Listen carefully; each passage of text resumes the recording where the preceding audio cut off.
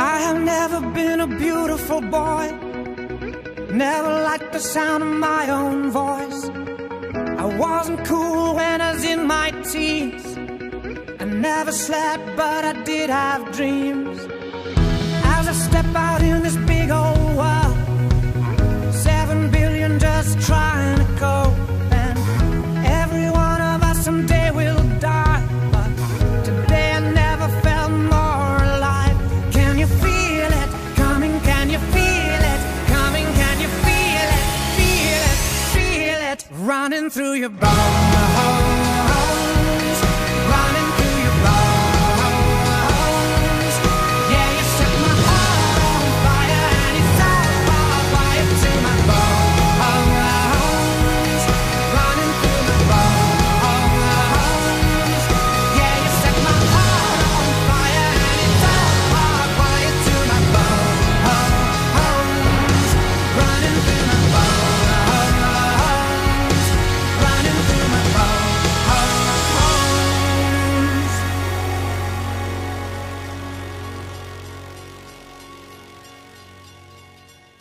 Welcome to this week's edition of NHL Unfiltered, the Season 1 finale. I'm your host, Jake DeMisa. And I'm Dominic Arbolino. And this is going to be our last episode of our senior year. Will this continue for a second season? Will we get renewed? Probably not, but we'll see what happens. Never say never.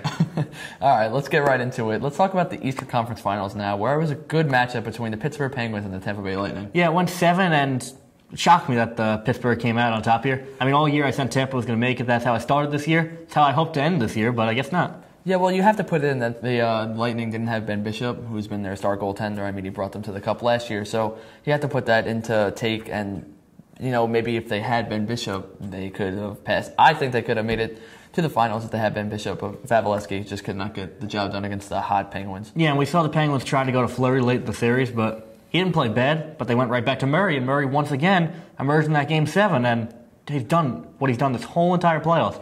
He's the first goalie since Cam Ward, back when Carolina won the Cup, to win more playoff games than regular season games in a season. And also, isn't he only like 19 years old, I think? Or like I think he's 20 years old, but same thing, yeah. That's just ridiculous to me. I mean, look at the career he still has ahead of him. I mean, you see some of these goalies go until they're 40 years old. If he's 20 right now, he's 20 more years in the league. And look at how well he's already done in the playoffs, too. Yeah, and kind of like what I just said, he's the third goalie in NHL history also to have 10 playoff wins before he even gets to 10 regular season wins. So It's just, Matt Murray, this guy's a great future. The Penguins will probably look to trade Fleury in the offseason, but that's not what we're talking about right now. Right now, Stanley Cup, present time. You might be talking about the future for the Penguins, but the future is right now because they have a chance to win the Cup against the hot San Jose Sharks. Yeah, and someone who's really hot on that team right now, Joe Pavelski. He's put up amazing numbers. He basically single-handedly carried them through the third round, the Western Conference Finals against the Blues. I mean, which a captain should do. Exactly. He's been the best captain so far in this playoffs, in my opinion. Better than Crosby, better than any other captain that's been eliminated so far. Mm-hmm. So it should be a great series. I said the Blues were going to win in 7. I got that wrong too. But I did the same thing, so don't worry. But the Sharks, I mean, they've shocked people this whole entire playoffs. They continue to do it. Now they make their first Stanley Cup in franchise history. I mean, I had the Kings making it to the Cup, and the Sharks eliminated them in the first round. So, I mean, the Sharks have been outstanding to me. Like, you know, I'm really glad to see that Joe Thornton and Patrick Marleau finally have a chance at the Cup. Exactly. And I mean, I know Jake and I, we usually are big on goalies, and we talk about them all the time, but I have to talk about Martin Jones because if it wasn't for him right now, I don't think they would be there because like he's been very clutch and has been very he had 2 shutouts in a row in that series. I mean, a guy who backed up Jonathan Quick and then just gets traded to the Sharks and they're like, you know what, this is our guy and takes him to the Cup. I mean, you say we're high on goalies, and we definitely are since we talk about them every single series, every single team, but every episode, yeah, all the time. But when I look at the Stanley Cup, I look at 2 teams that did not make the Stanley Cup because of their goaltending. I look at 2 teams who are just really deep top to bottom, and they kind of overexceeded expectations out of their forwards and defensemen. Yeah, I mean, both their offenses are just have been really good. I mean, both made key acquisitions, and whether it was offseason last year or the trade deadline. I mean, you see Pittsburgh bringing Carl Hagelin, San Jose signed Joel Ward. I mean, just these pieces, and once you put them all together, I mean, they're just exploding right now, and it's finally coming at the greatest time. Exactly, yeah. So we're going to send Joe to Pittsburgh now to get his take on the Stanley Cup, Sharks versus Penguins. Hi, I'm Joe Sorrentino reporting for the last time here in Pittsburgh, Pennsylvania, in front of the Consol Energy Center. And I'm going to talk about two important things. Obviously, the Stanley Cup final, and also the last time I'm ever going to have to grace myself with this beautiful cast at Sports Unfiltered. But first, let's talk about the game. We'll get to the sappy stuff later. It's been pretty atrocious, even though it's only been one game for San Jose. Defense collapsed. It did end 3-2. The offense for San Jose did pick it up, but they can't get shots on net. They haven't been doing anything seemingly right other than one man, Martin Jones, in net, has been impeccable, almost perfect. And all those goals lie on San Jose's defensive players' shoulders. It's been pretty bad for the defense. Otherwise, let's talk about something that's been going right for the Penguins. Ever since the start of the playoffs, the HBK line, Hagelin, Bonino, Kessel, has been on fire. They've been nearly unstoppable, scoring pretty much every single one of the Penguins' goals. And to have that support and Murray in net, it's just seeming like Pittsburgh is going to be the one drinking out of the trophy this year. I predict that they win the series 4-1. So now that we're done talking about the Cup, let's talk about something that's really important to me. Sports Unfiltered has been pretty rocky. I met Jake and Dom at the beginning of the year and started to work with them, and it's been an experience. It's been something that'll stick with me forever. And although it seems like sometimes I joke a lot, I do take this very seriously, and I do really appreciate for Jake and Dom taking me under their wing, bringing me into this class. Honestly, I would have never expected to been doing this. You know, I love writing. I never thought I would be somebody that is speaking in front of a camera, but honestly, it's grown to be such an important part of my life. Like, I look forward to this as much as I can. I would say every day, but considering Jake doesn't make videos that frequently, it's not really every day. But honestly, working with these people was one of the best experiences I've ever had in my life, and it's brought me to a whole new place of thinking and understanding. It's brought me to my nirvana. So I want to thank you, Jake. I want to thank you, Dom. I want to thank everybody that's ever been on the show, and I want to thank every single one of the fans that has watched religiously, all 100 of you. And I want to say thank you, and I'm signing off from Pittsburgh, Pennsylvania. For the last time, I'll send it back to you guys in the studio. Thanks, Joe. It's been a great year for everybody, but you in particular have always done a great job. Everybody loves you. The fans love you. We love you. And you're always reliable. You go anywhere we want, so thank you for that. Even the North Pole. Yeah, so, I remember that. Yeah. Well, let's get right into the Cup now because, it's still a hockey show. Let's not make it emotional. But, yeah, San Jose, Pittsburgh. What do you have for that? San Jose, Pittsburgh. I mean, my predictions have been awful the last couple of rounds, so I guess I'm going to have to go with the Sharks here. I mean, the Sharks seem to be riding a wave of momentum, so why not stick with it? I want to go with the Sharks, but I feel like if I do, I'm always wrong, so then they're going to lose, and I want them to win. But honestly, no, I think Martin Jones, all of them, I think the Sharks are going to take it. Really big on Martin Jones this episode. I am. I really love Martin Jones and how he's developed. But, I mean, it's definitely going to take 7, I think. It's not going to be an easy one, and it's going to take every little bit of energy they have. And I think the Sharks are going to be able to pull it out. My prediction. Just remember, Sharks do eat Penguins. Oh, God. Well, I'm going to go with Sharks in 6. They're going to win it in front of their home crowd. That crowd deserves it. They've never seen anything like this before. We've said it multiple times now. And we got to talk about Game 1, though. The Penguins won Game 1, but obviously Game 1 hasn't mattered in any series. Game 1, actually, I think more teams have lost series losing Game 1 than winning it. Yeah. What I'm going to say, though, about Game 1, Patrick Marleau's hit on Brian Rust. Brian Rust's been a big part of the Penguins. I talked about him as the young core last week. And now he might miss the whole entire Stanley Cup Finals after the hit, and Marleau's not going to get suspended. I mean, that's definitely a huge loss to the Penguins. He's been on fire this playoffs. And, I mean, Patrick Marleau really should. I feel like he should get suspended, but he's not going to. It's just it's the Cup. And all exactly, that. And also he's played so long he deserves to be there. They're going to do whatever they can to make sure he's on the ice. Yeah. And I like the guy, so I'm not going to complain about it, but if it was anybody else, you would have to have punishment there. Maybe at least a fine for Marleau. I mean, honestly, though, you don't see this a lot from Marleau, and you see all these other guys do it, and, they do it intentionally. I mean, maybe he did it intentionally, but, even if, he doesn't do it a lot, so I feel like, yeah, it's still, bad, but, it's his first time, and it just, obviously don't let him be, but, yeah, maybe a fine would be but they're not going to remove him from a game. Definitely not. Yeah, well, Marlowe actually hits more than people think, but he kind of gets lost in the shuffle in the hitting game because of guys like Burns, Thornton, Justin Braun. I mean, even John Scott last year. So that's true. Marlowe has a more physical game than people think, and like I said, you just don't really see it. And don't forget about, California has been raving lately because, I mean, you have the San Jose Sharks who are just like really like surprising everyone, and then obviously different sport, but still got to talk about it. Golden State Warriors now, they're making it to the finals again. I mean, and football team finally going to LA. Yeah, I mean, and if both of those teams can win, that I think it's the first time it ever happened. I'm pretty sure. Don't take me for it, but I'm pretty sure I've read that it's the first time if both West Coast teams, like for California, won, like meaning NHL and NBA, since they're at the same time zone.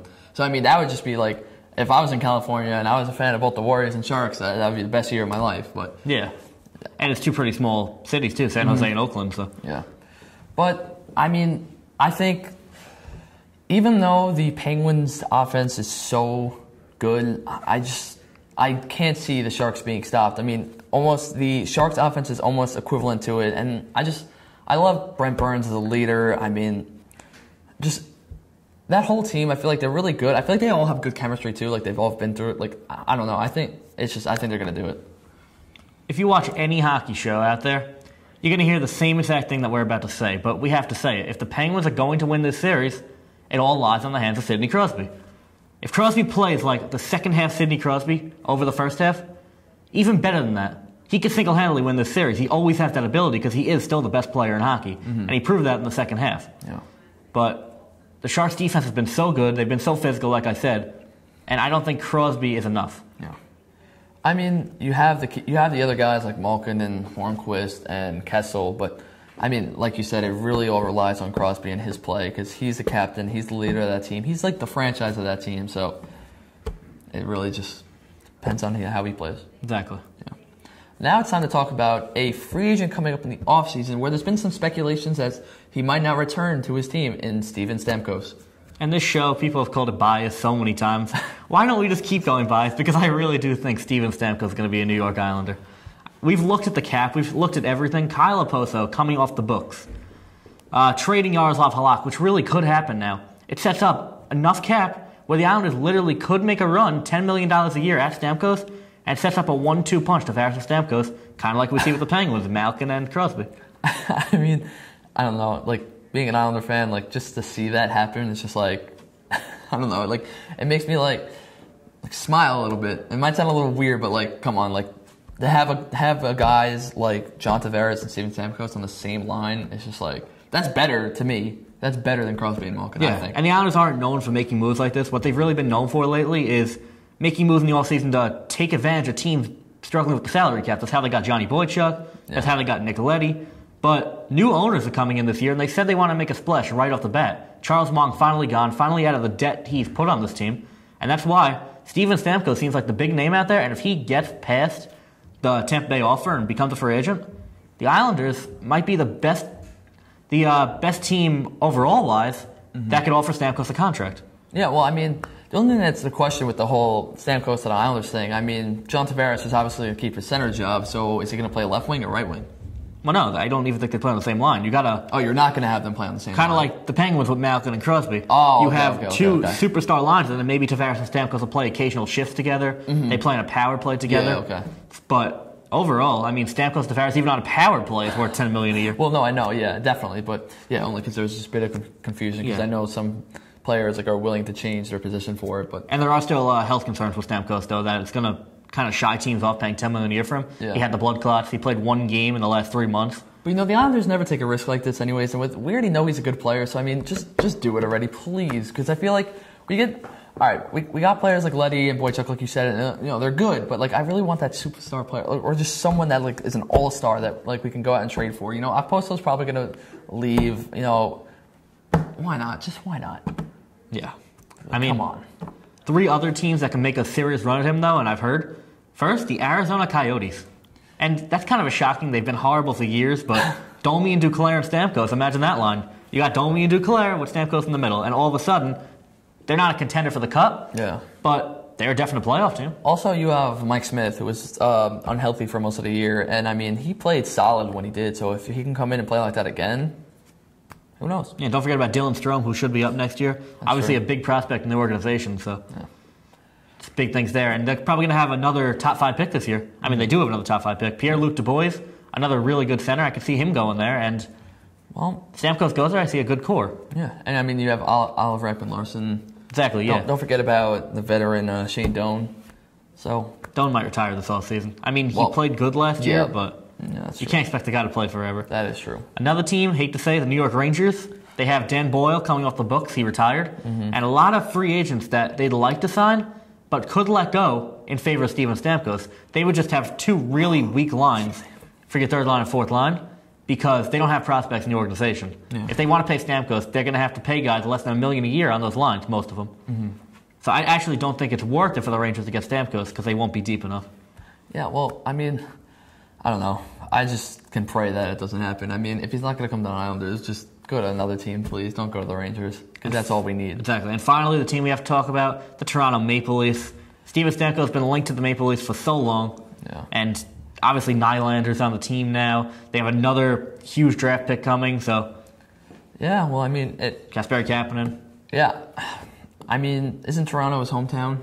Exactly, yeah. So that's another reason why everyone's like speculations that he would go to Toronto. But I mean, I feel like they don't have the talent that he would want. I mean, like, yeah, but it's his hometown, like you said. Yeah, and also, and then he can be that piece, and then they build around him. But like, does he really want to be a part of that right now? I mean, he's just coming off a team, Eastern Conference Finals, and then from the Stanley Cup because he didn't play really that much. Yeah, but who's about to go to Toronto? Austin Matthews.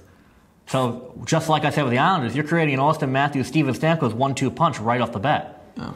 I mean, but yeah, okay, he'll have some people to play with, but I mean, you have to think about defense and goaltending too. There, I mean, it's kind of it's lacking. I've never had a problem with Bernier. I mean, I think Bernier had terrible defense in front of him, which made him bad. But I think he's a decent starting goalie. So then whatever, Bernier's a starter, but that defense still has some issues. I mean, if they can work on that first, and then maybe that'll draw some entrance to Stamkos. But I feel like if I'm a player, yes, I want to play like, playing for my hometown, that's cool. But if I want to play, like I want to get in a good situation with a good team. If it's less money, I would be okay with that because I'm still making a lot of money, but I can fit in a team where we're gonna do good. Like if I'm gonna let's say, I don't know, just the Winnipeg Jets, whatever, they're offering me as much money as I want and a lot. That's good, but they're not really a contender, so why would I want to go there? That's what I don't understand with some players. But I mean, I know money talks, but I feel like I would rather win a cup than make millions because I'm still going to be making millions, just not as much. Exactly, yeah. And he said he would like to stay in Tampa Bay. So he has to get past Tampa Bay for any of this to even be a possibility. Yeah. But you talked about the Toronto defense, and yes, they're not the best, but Morgan Rielly, future elite defenseman, he already has become really good. So Morgan Rielly can lead a good core there eventually. And Stamkos going there, that defense improves. Toronto's a Stanley Cup contender by 2018. Yeah. Quickly, though, Tampa Bay Lightning also, Jonathan Drouin. Jonathan Drouin rescinded his trade request. He had a great playoff, and now he will stay on Tampa Bay Lightning next year, whether Stamkos is there or not. So we saw how he played. If he plays like that, maybe this team doesn't even need to pay Stamkos. Well, I mean, the Tampa Bay Lightning are finally realized why he wanted to be called up so much. I mean, yeah, he did act immature around the situation, but, I mean, he proved that he was worthy in the postseason, and... Yeah. And next year, you got a guy like Anthony D'Angelo coming up on the defense, so that's huge too. So, Tampa Bay, we saw them dominate Detroit, we saw them dominate the Islanders, and they took the Penguins to 7, so you never know. Maybe if Stamkos didn't play Game 7 with the blood clot, they could have won. Yeah, that's a horrible thing to say because he's a great player, but yeah, that's true. It did ruin the chemistry a little bit. Yeah. Do they need Steven Stamkos? I guess we're going to find out in the upcoming weeks. Yep. Well, that's going to do it for the final episode of Season 1.